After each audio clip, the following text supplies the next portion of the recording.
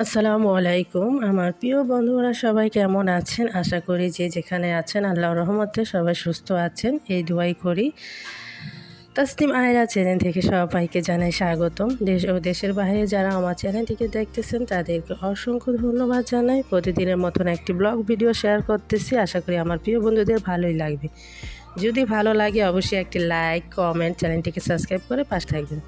তো এটা হচ্ছে সকালবেলা ভিডিও বললো আজকে অনেক রোদ উঠেছে, সেই জন্য বোঝা যাচ্ছে না। 7টার সময় আমার বড় মেয়েকে স্কুলে দিয়ে আসতেছি, তারপরে আমার অনেক কাজ আছে, বাসায় গিয়ে রুটি বানাতে হবে। 11টার মধ্যে ঘর টর গুছে সব রান্নাবান্না করে আমার আবার একটু জরুরি কাজে একটু বাইরে যেতে হবে, সেটাই আপনাদের সাথে একটু শেয়ার করব। তো এখানে যে মেয়েকে দিয়ে আমি আবার চলে যাচ্ছি বাসায়।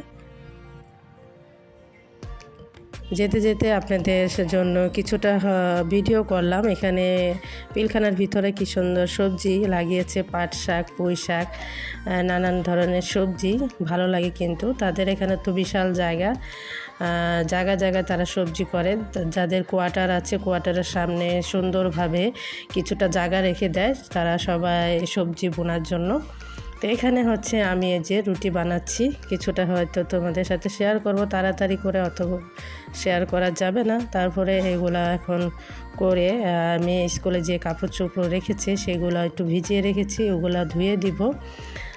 রুটি খাবে তাদের জন্য কিছু করি নাই, কেননা মাংসর ঝোল ছিল, সেটাই তারা খুব প্রিয়। ঝোল দিয়ে রুটি খেতে তো সবাই কম বেশি ভালোবাসে, সেই জন্য তাদের জন্য আমি আর কিছু করলাম না, মাংসের ঝোল দিয়ে খাবে।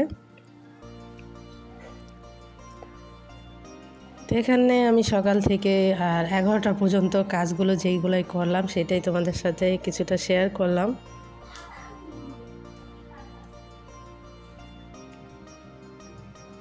আস্তে আস্তে রুটিগুলো আমি ভেজে নিচ্ছি। আর ওদের জন্য হচ্ছে পরোটা বানাবো, পরোটা খালি খেতে চায়, নিষেধ করি তাও শোনে না। এখন আমি এই যে মেয়ের রুমটা গুছিয়ে তারপরে আয়রা এখনও ঘুমায়, আয়রাকে নিয়ে যাব, আমার রুমটা পরে পরিষ্কার করব।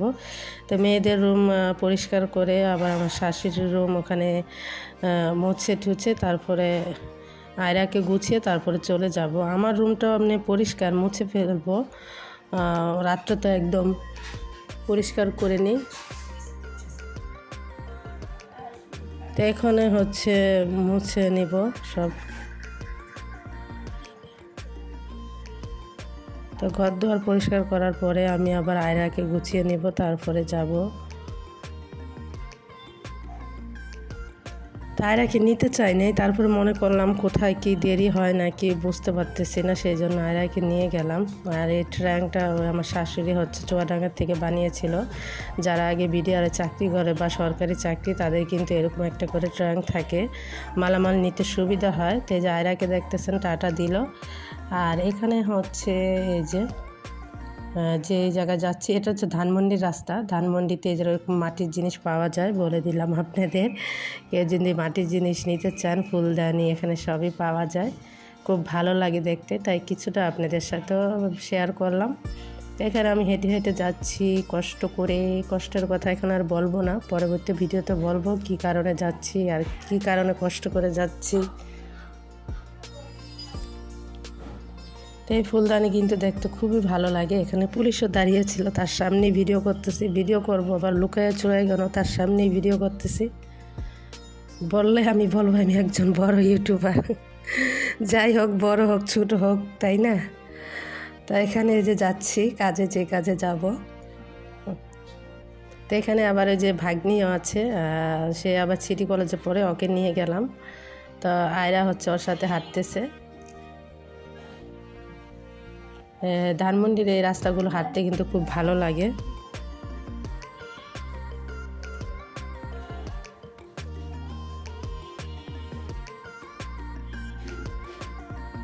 তো এই রাস্তাটা পার হব, আর এই বড় একটা রাস্তা পার হতে খুব ভয় করে আমার।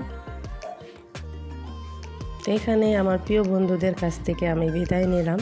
তোমরা সবাই সুস্থ থাকো, ভালো থাকো, আল্লাহ হাফেজ, আসসালামু আলাইকুম।